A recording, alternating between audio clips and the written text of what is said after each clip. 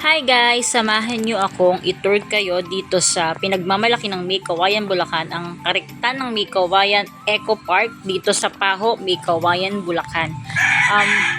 Weekend kami nagpunta dyan, Sunday.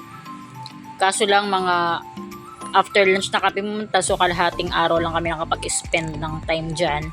So dito, no entrance fee naman at kailangan mo lang mag-log in lahat ng mga taong kasama mo para makapasok sa loob, at pagkatapos nun pwede mo nang makita yung ma-tour yung ganda ng location. Dahil nga sa nasa May Kawayan tayo, mas marami ka mapapansing mga bamboo nasa paligid.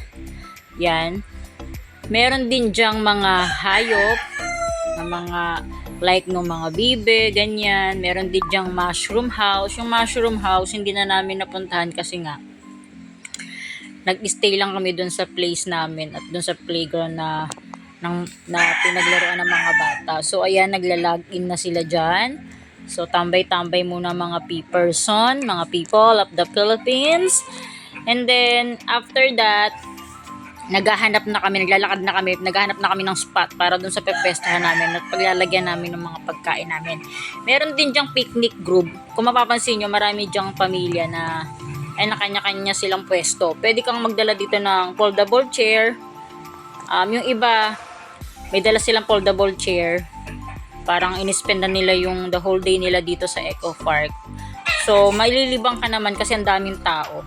Tsaka weekend yun. Tapos naglalakihan dyan yung mga puno, may sampalok na malalaki. So, ma-appreciate mo talaga yung ganda ng nature. Maamoy mo yung fresh air.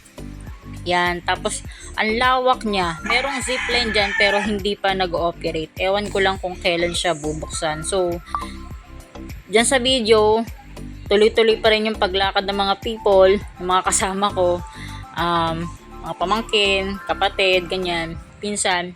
Naghahanap nga kami ng spots. Meron din dyang ang bahay kubo. Pwede ka dong magstay ng pamilya mo, kaso lang paunahan kasi nga dapat mas early, maaga ka dapat nandito para makuha mo yung bahay kubo na sinasabi ko sa inyo. Talagang makikita mo pag nandito ka, mapapansin mo talagang nasa May Kawayan ka kasi puro siya bamboo. Yan, ang dami-daming tao. Tapos merong pagbungad mo, pagpasok mo pa lang sa entrance, makikita mo na yung playground ng mga bata.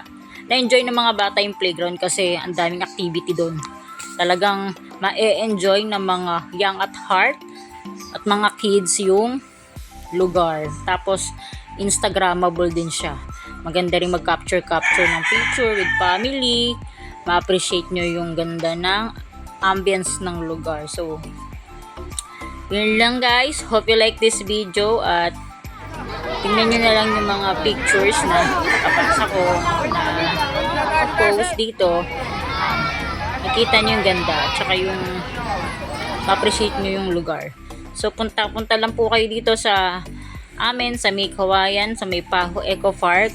Yung mga taga May Kawayan, kung galing ka ng May Kawayan Highway, sasakay ka lang ng jeep papuntang na may signage na Santo Niño. Sabihin mo lang ibaba kayo sa Kamalig. Pag binaba na kayo doon, sasakay kayo ng tricycle at sasabihin nyo ihatid kayo sa Eco Park at ihatid kayo ng tricycle doon mismo sa place. So, punta na kayo guys dito sa aming pinagmamalaking Eco Park ng May Kawayan at i-enjoy nyo yung lugar. Dito nag-enjoy mga anak ko, nag-badminton sila, naglaro ng mga games. Yun. Mas maganda magbaon kayo ng food para makatipid kayo. Yan. So, pinapakita dyan yung mga kinds ng hayop na nandito. O diba, hindi mo na kailangan pumunta sa isang zoo park para magbayad ng entrance fee. Dito meron yan sa May Kawayan. O diba? Thank you Mayor Henry Villarica for this wonderful place. Na-enjoy namin at for sure babalik ang aming pamilya. Yung whole day na. Kasi half day na kami pumunta rito eh. So na-appreciate naman namin. Napakaganda ng lugar at napakaganda ng ginawa ng ating mayor. Mapapasaya mo yung pamilya mo kahit hindi ka gumastos ng ganun kalaki. makikita mo yung ngiti sa kanilang mga labi. O, diba?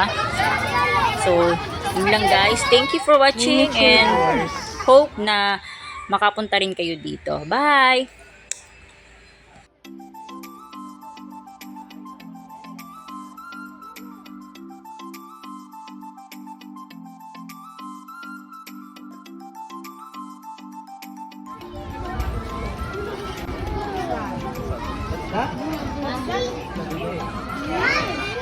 Ayan.